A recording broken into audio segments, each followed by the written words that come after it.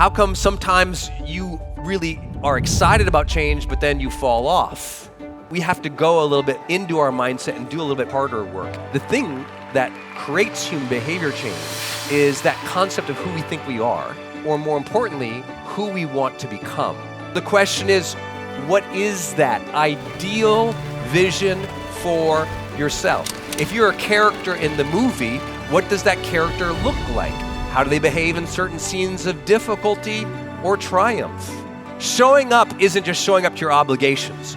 Showing up is showing up for courageous things in life. Your discipline requires you to show up even when you don't feel enthusiastic, energized, hyped about it.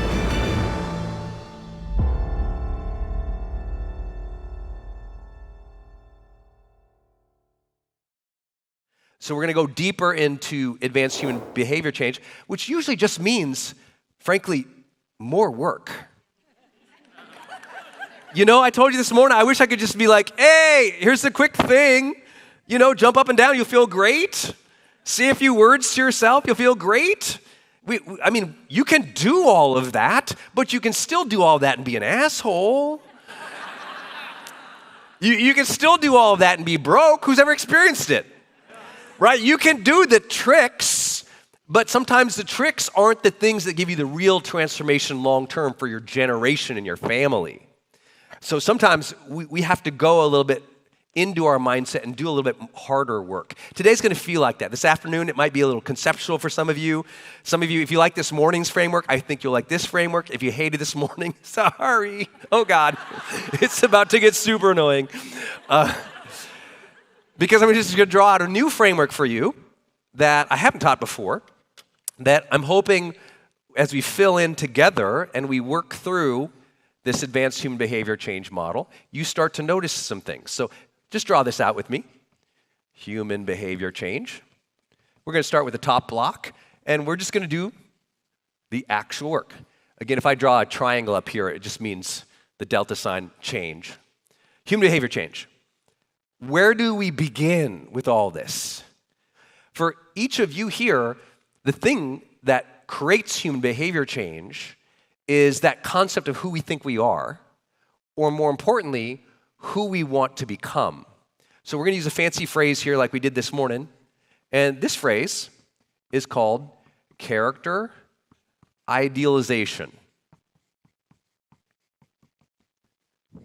This is a very fancy phrase that I use to charge people more money. And just seeing if you're here. Just testing. You've heard the phrase, you need a vision for yourself. So the question is, what is that ideal vision for yourself? If you're a character in the movie, what does that character look like? How do they behave in certain scenes of difficulty or triumph? If you're the character in the movie, what's their journey like? Who are they surrounded by? All of those concepts we all know so well in personal development. But when I think about advanced human behavior change, I'm like, okay, I need to understand what's the character that you're trying to build of who you are. Like your character, what are the rules your character follows in the game? What are like their playbook rules? What are the things that you know that this character, in any given situation, they're going to do these things? If you've been with me training for a long time, in coaching, we often call these your success markers. The things you're going to do that make you successful. You just know you're going to do these things. You're going to do them over and over and over again because that's the character of who you are. That's your character to behave in those patterns, right? Your character behaves in patterns, has rules for their behavior in certain situations. And you're trying to grow into the best of that by enacting those behaviors. I know that sounds like a lot, but the clear question to you is, do you have vision for that? And have you sculpted those types of rules for yourself? So this character idealization is so important because many people don't have it. In fact, most of the clients I've ever worked in my life didn't have a very good set of one and didn't have it at all. And that sounds really bad. But the thing is, you have to know who you want to become. Otherwise, you're just in the continual fight of daily reaction. Your impulses are driving you versus intention. I don't want you to be driven by impulse. A lot of people are slave to impulse their entire life. They're just in reaction, and they never had that clear intention to grow, to become something that they chose. So they ended up something as an accident. And I think that's fine in your teenage years. Once you get in your 20s and your 30s, you should be like, I want to become a person who is like this. So you might write that down. I want to become a person who, what? I want to become a person who, what? I think that's where change begins. We could say that change begins in pain or pleasure, as Ed taught, but I think there's a bigger picture. Because sometimes you'll endure pain to become the person you want to become. You'll go through hardship that doesn't have as much pleasure as you want to become the person you want to become. Sometimes it's tiring, it's fatiguing, it's difficult, it doesn't feel good at all. And you're still doing it. Why? Because you're living into a vision. And that's your job. You want to change? You've got to live into a better vision. That's where it begins. Right? Leadership always teaches the power of vision. The question, though, if we all hung out is, do you know what yours is yet? We're going to talk about how important this gets in your life, but it can shift everything. I'll give you my list here. Grabbed it from my phone back there. Here's some of mine. You might write down some of yours. Those patterns that you want to follow. 1, for me, vision for excellence. This is a part of my character idealization. I'm like, you know what? I want to be a person who people go, that person's excellent. They're an excellent teacher, excellent business person, excellent in their marriage, excellent in what they do, because they care. They care. Guess what? That requires me to develop conscientiousness, as we talked about this morning, right? That requires that. Turn the person left, right, grab them, shake them, and say, have vision. Shake them good.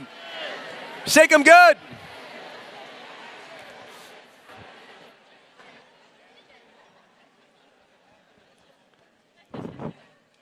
Look how simple this one is. What's it say? What's it say? Show up. That's what Ed did today. Show up. Some of you know I celebrated my birthday this week. And I wish I could clap with you, but the truth is I got the flu this week. So for the last 72 hours, I've been in bed. This morning I got in bed, I didn't want it. I felt so terrible. Backstage are taking such good care of me, and I'm doing everything I can to get my body going. Those who know my voice well, you've heard me kind of messed up here all day. Like, it's just, man, Ed and I are laughing backstage. We're like a bunch of two dizzy old men up on stage up there. Can you imagine? The odds of he and I both being sick. But you know what? We're going to show up. So much of it is showing up. Listen, let me tell you what. The biggest difference is, showing up isn't just showing up to your obligations. Showing up is showing up for courageous things in life. Someone's struggling, show up for them. There's something that needs to be helped, saved, served, show up. Showing up, as they say, is half the battle, and I never liked that phrase because I think it's so much more than that. I think you being a person who shows up for yourself, for your dreams, for other people, it's a different level of permission and ownership. I give myself permission to show up at the table even though I don't feel like I belong. I give myself permission and ownership of my life to show up even if I question my self-worth. I give myself permission and ownership to show up even if I don't feel it.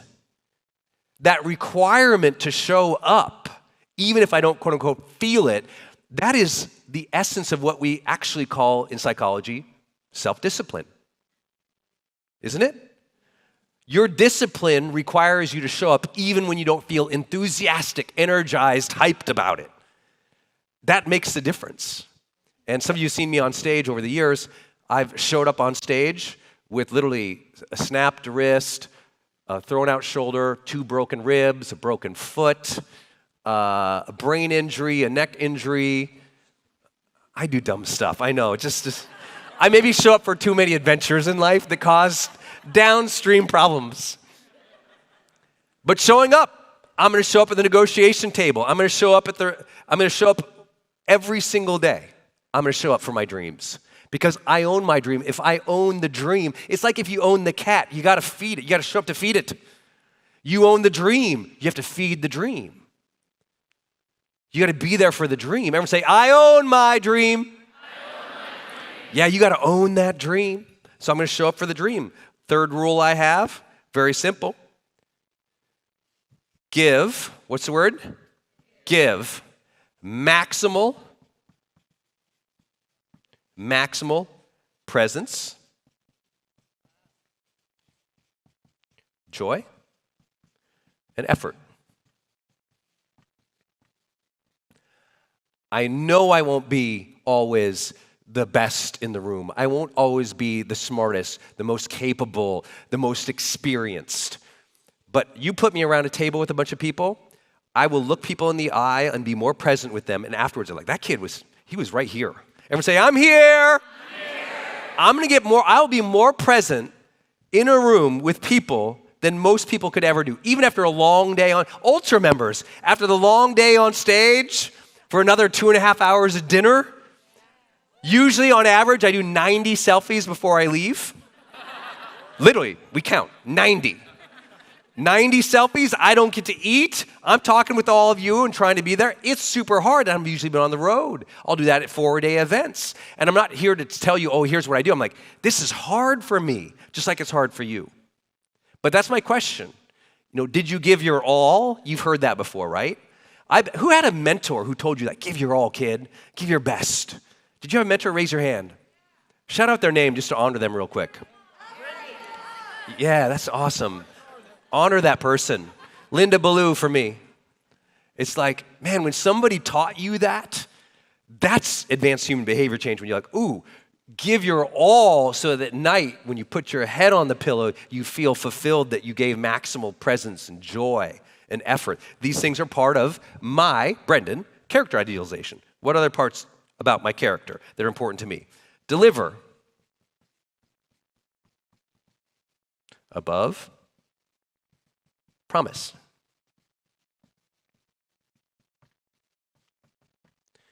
I know when people see these things, oh, well, that must be hard, that must be demanding. I'm like, you don't always get it right. There's tons of things I fall short on. But having this expectation and having this idealization, you start to live in it, right? How many times in your life did you not have any intention or idealization of your character? So you just went through the motions. Some of you have gone through the motions for too many decades now. And now you start sculpting your character. You start building your becoming. You don't become by accident and reaction anymore. You become intentionally now. You become consciously now.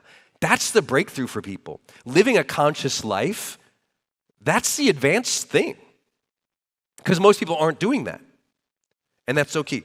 Another one, which is hard for me, follow up. Every time.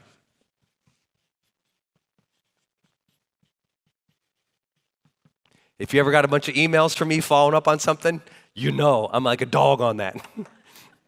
It's like follow it up, follow it up, follow it up, follow it up, follow it up. It's like most of the winning in life is in the follow-up. You've probably heard me teach this before if you've been to my entrepreneurial type events. Most of you in this room, you've already met that person who could unlock $1 million deal.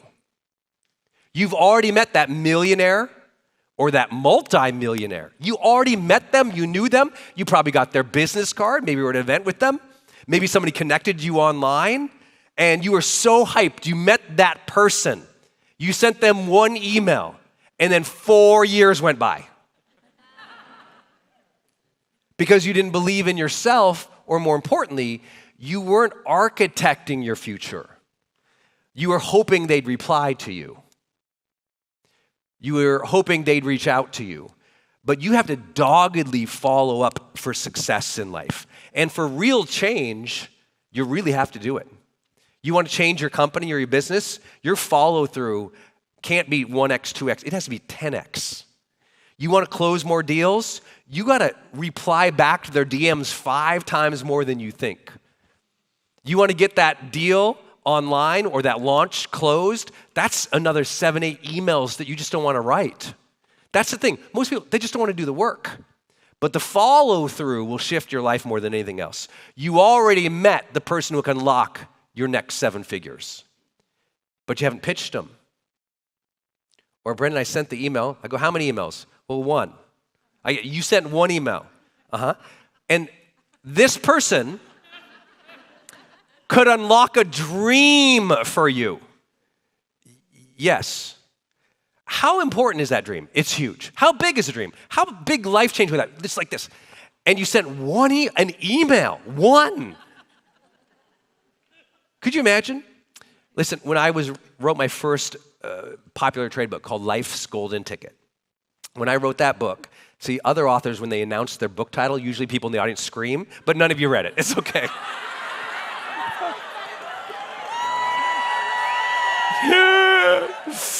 It's okay. It's an old book.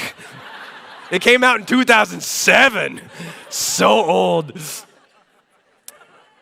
So I write this book. It's my dream to become a writer. It's my dream. At that time, all I wanted to do was become a writer and a coach. That was it.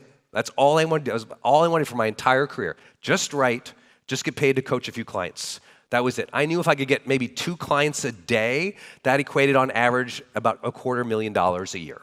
Still holds true today. And so I thought, okay, if I can get 2 clients a day and I can keep them all year, that's $250,000. Okay, I can do that. And if I could write 1 book or 2 books a year, that could be $100,000 from advance and royalties. That's a good living. I was earning less than, $40,000. So for me, I was like, oh, this is huge. This is huge. What did I do? So I wrote the whole book, Life's Golden Ticket, the first version of it. And thank you. See, I know none of you read the first version, though. Can't sweet talk me now. So I write this book. I don't know, but if you're all like the dork writers in the room, you're going to totally recognize what I did. Okay, I went and I got the old book. It was a writer's agent's book that you could buy at like Barnes & Noble of all the agents. And I went to Barnes & Noble and I looked at all of the agents who were in the acknowledgement sections of all these books. And I just wrote them down. I searched them and I found their addresses. And since the book was called Life's Golden Ticket, I went to the store and I bought this gold wrapping paper, like for Christmas paper, wrapping paper like that. And I bought these gold boxes. And I bought this gold letterhead with my name on it. And I totally wrote handwritten notes to 200-300 people. Put the, printed self-published book in there. Wrote them and said, my dream is to become a published author. I think you can help me, blah, blah, blah. Something about them specifically or a book I liked about them specifically. Handwritten notes, 200 plus of them. Ship that out, right? Ship that out. And I'm thinking, they're all going to call me.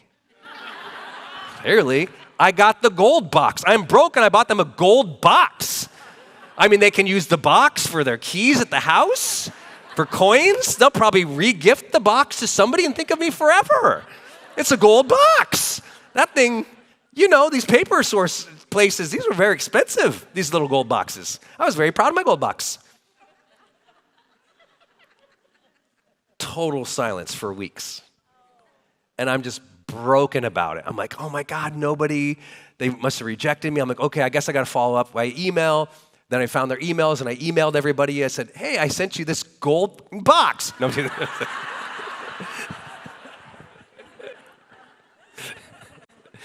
I sent you this book called Life's Golden Ticket. I haven't heard from you. This is my dream. I'd love, in the little pitch thing about the book, would love to hear. Like nothing. Like just nothing. I go to 3 conferences. I'm still pitching it. I feel like 24/7 for an entire year. I'm pitching this book. Everywhere I go, pitching. I end up at a conference and getting to speak at a conference. And a friend of mine introduced me to a guy who became my agent. We didn't know it at the time. And I'm pitching him. And it's just not resonating. So I finally say, well, I guess I better upscale and I'd better self-publish this book. So I go to self-publish the book and had, I don't know, maybe 300 of them printed, really nice, and took it around to some writers' workshops in San Francisco. And none of them liked it. And it was just like, and they're like, why are you trying to write a fiction book? You've never written fiction. I'm like, well, how do you start writing fiction unless you write a fiction book? Like, how do you start? And I got some really bad advice. People telling me, you're not going to be able to do this, or change the book. And it took me on all these different things. And I just think, what would have happened if I had just followed up more with those few people? But instead, what I started doing was I started reaching over here and over here and over here and over here and over here. I started doing 50 other things versus staying in the pitch. You ever heard that phrase? Not the soccer pitch. The pitch related to a deal. You stay in it. You follow up, you follow up, you follow up, you follow up, you follow up. It's going to take so many. It's going to take so many. Before someone buys something from online marketing, on average, they've seen 12 emails with the pitch. 12. So they've seen the offer 12 times by email.